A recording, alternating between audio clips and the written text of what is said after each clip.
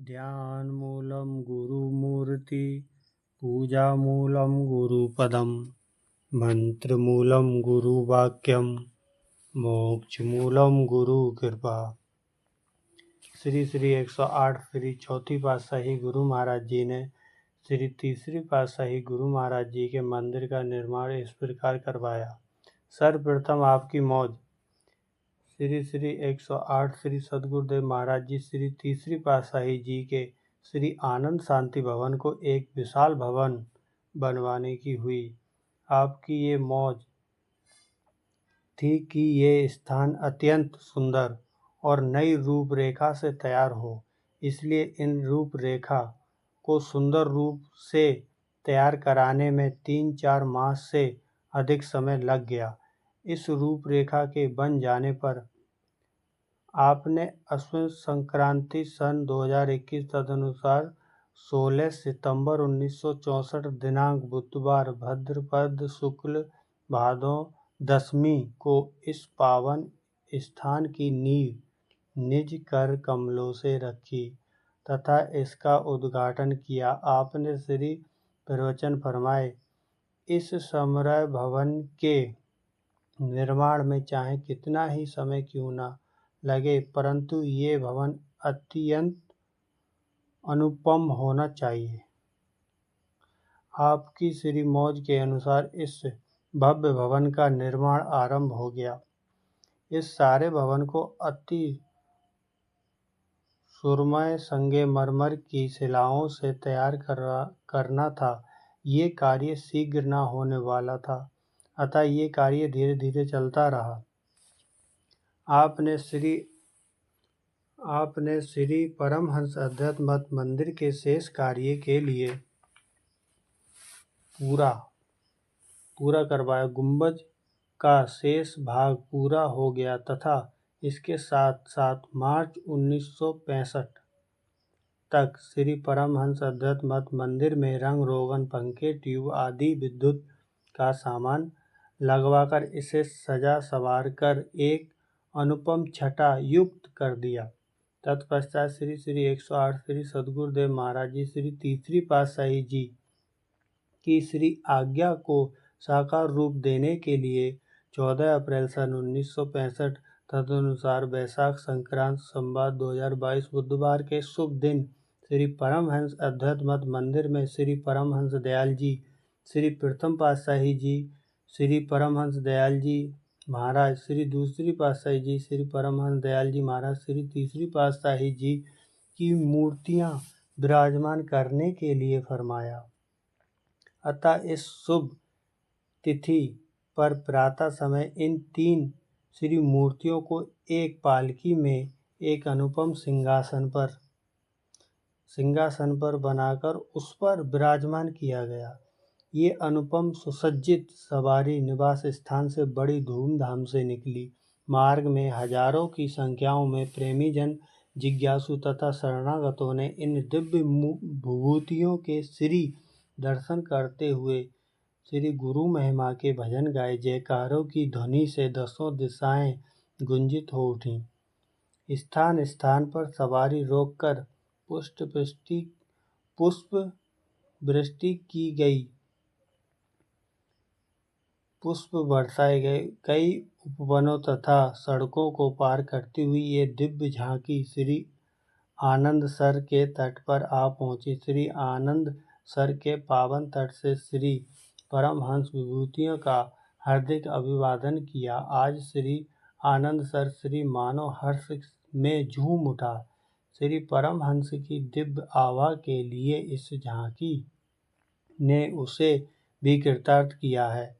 यहाँ ये दिव्य झांकी 15-20 मिनट तक रुकी। पुनः श्री परमहंस अद्वैत मत मंदिर के मार्ग में चलती हुई श्री परमहंस अद्वैत मत मंदिर में पहुंची। श्री 108 श्री सद्गुरुदेव महाराज जी श्री चौथी पातशाही जी ने निज कर कमलों से इन दिव्य सुषमा युक्त श्री मूर्तियों को श्री परमहंस अद्वैत मत मंदिर में सुसज्जित सिंहासन पर विराजमान किया। दिव्य श्री स्वरूपों को पीतांबर पहनाए एवं श्री चरणों में पुष्प समर्पित किए। चंदन एवं केसर युक्त तिलक भी मस्तक पर लगाया। फिर श्री आरती पूजा का कार्य आरंभ हुआ। आप साथ ही बनी हुई चौकी पर विराजमान हुए। यहाँ पर श्री आरती पूजा के कार्यक्रम के पश्चात सद्गुरु महिमा के गीत गाए गए एवं प्रसाद बांटा गया। इस प्रकार बड़ी धूमधाम से श्री परमहंस अद्वैत मठ मंदिर में शुभ उद्घाटन हुआ। तत्पश्चात श्री आनंद शांति भवन में श्री आरती पूजा का कार्यक्रम किया गया। इसी दिन ही श्री सद्गुरुदेव महाराज जी श्री तीसरी पातशाही जी की पुण्य स्मृति में भंडारा किया गया, जो मर्यादा अनुसार बैसाखी के शुभ पर्व 14 अप्रैल को किया जाता है। उसी दिन से अब तक प्रातः श्री आरती पूजा श्री परमहंस अद्वैत मठ मंदिर में तथा सायंकाल श्री आरती पूजा आनंद शांति भवन में नियम अनुसार होती आ रही है और सर्वदा के लिए ये नियम चलता रहेगा। अब आपकी मौज सत्संग हाल को बड़ा बनाने की हुई। ये हाल कमरा 20-21 वर्ष पहले बना था। श्री आनंदपुर दरबार से भक्ति की दिव्य किरणें भारत के कोने कोने में जगमगा उठी। अतः श्री आनंदपुर में आने वाले जिज्ञासुओं के लिए स्थान अब छोटा सा लगने लगा। इस हाल के कमरे की छत भी टीने की थी। अतः इसे विशाल भव्य भवन बनाने के लिए इसकी नींव आपने निज कर कमलों से 15 दिसंबर सन 1968 संक्रांति पौष रविवार को रखी। इसका निर्माण कार्य आरंभ करवाया। इसके अतिरिक्त आवास योग्य तथा अन्य आवश्यक स्थानों का निर्माण भी चलता रहा। श्री आनंदपुर के निर्माण कार्य की अपेक्षा आपने गुरुमुखों के जीवन को उच्च आदर्शों में ढालने पर अधिक बल दिया। प्रत्येक कार्य नियम अनुसार करना और कराना अर्थात समय की पाबंदी आपने जीवन का मुख्य अंग बताया। जिस किसी प्रेमी को भी विशेष समय देना हो अथवा श्री दर्शनों का समय तथा अन्य कार्य करने हो, आप समय की पाबंदी को विशेष महत्व देते। आप फरमाया करते थे कि जो समय का पाबंद नहीं उसे अपने लक्ष्य की प्राप्ति के लिए कठिनाइयों का सामना करना पड़ेगा। एक बार एक प्रेमी ने आपके श्री चरणों में विनय की कि प्रभु मेरा भजन अभ्यास में मन नहीं लगता है। मैं मन काफ़ी एकाग्र करता हूँ परंतु ना जाने क्यों ये एकाग्र ही नहीं होता। आपने श्री प्रवचन फरमाया कि यदि तुम भजन भी करते हो और फिर भी ये शिकायत है कि भजन में मन नहीं लगता, तो इसका एक ही कारण है कि तुम नियम अनुसार प्रतिदिन भजन अभ्यास नहीं करते हो। जैसे सरकारी कर्मचारी को नियम अनुसार निश्चित समय कार्यालय में देना होता है, उसी तरह तभी उसे वेतन मिल पाता है। इसी प्रकार तुम यदि भजन अभ्यास को भी नियम अनुसार करो तथा निर्धारित समय से पहले अपने आसन से उठने का प्रयत्न ना करो, तो देखो कैसे ये मन भजन अभ्यास में नहीं लगता। उस समय जबकि भजन अभ्यास में बैठे तब कोई भी अन्य कार्य की चिंता साथ लेकर ना बैठे। इन श्री वचनों को श्रवण कर उस प्रेमी ने नतमस्तक हो वंदना की तथा घर जाकर श्री वचन अनुसार वह भजन अभ्यास करने लगा। कुछ ही समय के पश्चात जब वह पुनः श्री दर्शन के लिए आया तो श्री चरणों में उसने विनय की कि प्रभु आपके श्री चरणों में आपके श्री वचनों पर चलने पर जो मुझे अपूर्व आनंद की प्राप्ति हुई है उसके लिए मैं जन्म जन्मांतर तक आपका कृतज्ञ हूँ। वह प्रेमी इस दिव्य आनंद को पाकर प्रसन्नता में झूम उठा तथा श्री सद्गुरुदेव महाराज जी के श्री पावन गुण अनुवाद गाने लगा। आप श्री आनंदपुर के प्रत्येक पर्व अर्थात बैसाखी, व्यास पूजा, दीपावली तथा माघी पर्व मनाते। आप पर्वों पर श्री अमृत प्रवचन फरमाते थे। वैसे भी कई बार निजी मौज में शरणागतों के लिए विशेष रूप से प्रवचन होते थे। एक बार आपने श्री आनंदपुर के शरणागतों को एकत्रित कर प्रवचन फरमाए। गुरुमुखों, श्री आनंदपुर दरबार सारी सृष्टि में रूहानियत की दीक्षा के लिए सर्वोच्च है। फिर इस दरबार में शरणागति प्राप्त करना उच्च भाग्यों की निशानी है। जिस गुरुमुख प्रेमी को भी अपने जीवन के कल्याण की अभिलाषा हो, वह इन 4 बातों का ध्यान रखे, नित्य प्रति हर समय हर घड़ी स्मरण रखे करे कि इन 4 बातों को आचरण में लाने के लिए कोई बहुत बड़ा काम नहीं करना। बातें साधारण सी हैं। इन 4 बातों का महत्वपूर्ण वे 4 बातें कौन सी हैं? नंबर 1, दरबार की हित चित्त से सेवा। दूसरी, सच्चाई। तीसरी, सुमति।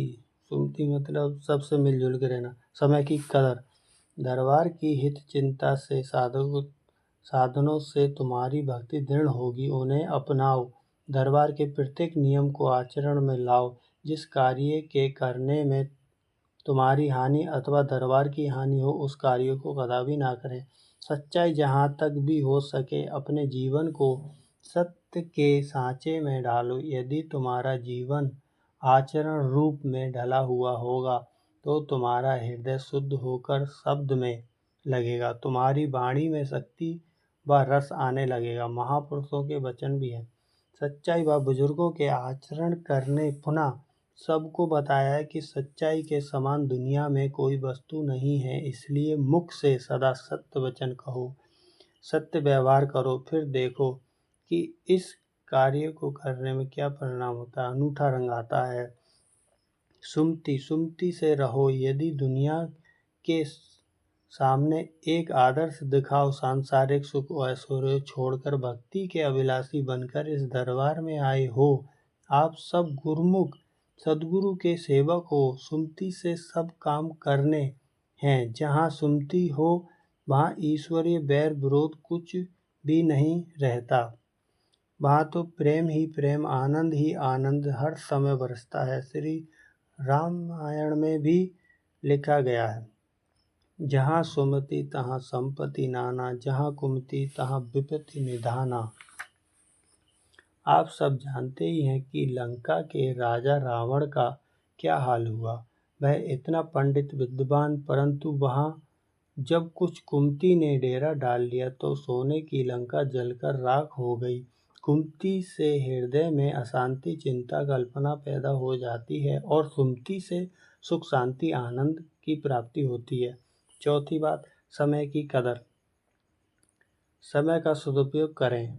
मालूम होना चाहिए कि गुरुमुख का समय कितना कीमती है। इस मनुष्य जन्म का मिलना करोड़ों जन्मों के पुण्यों का फल है। फिर इस मानव जन्म का एक एक श्वास मूल्यवान। 3 लोक, 14 भवन, 2 जहां से भी बढ़कर है।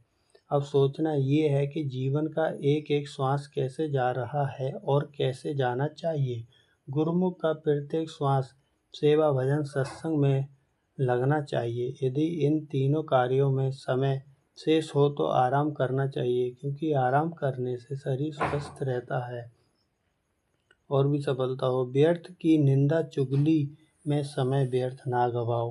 किसी के अवगुण ना देखो। दूसरे के अवगुण पर ध्यान देने से अपने हृदय रूपी दर्पण पर मैल आ जाती है। अतः दूसरे की मलिनता अपने अंदर ना भरो, हृदय में सद्गुरु का ध्यान बसाओ।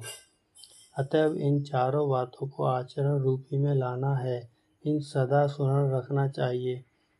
कथनी मात्र से नहीं अपितु करनी रूपी इन बातों के आचरण से प्रत्येक गुरुमुख सुख, शांति, आनंद की जिंदगी व्यतीत कर सकता है। मानव जन्म की प्राप्ति के पश्चात शुभ कर्मों से संत महापुरुषों की संगति मिली है। अतः भक्ति के आनंदमय स्रोत को प्राप्त करो। यही जीवन का सच्चा लाभ है। इच्छा काया, इच्छा माया, इच्छा जग उपजाया। कहे कबीर ये इच्छा विवर्जित का पार न पाया। इच्छाओं का कोई अंत नहीं है। हरिओम तत्सत। जय सच्चिदानंद।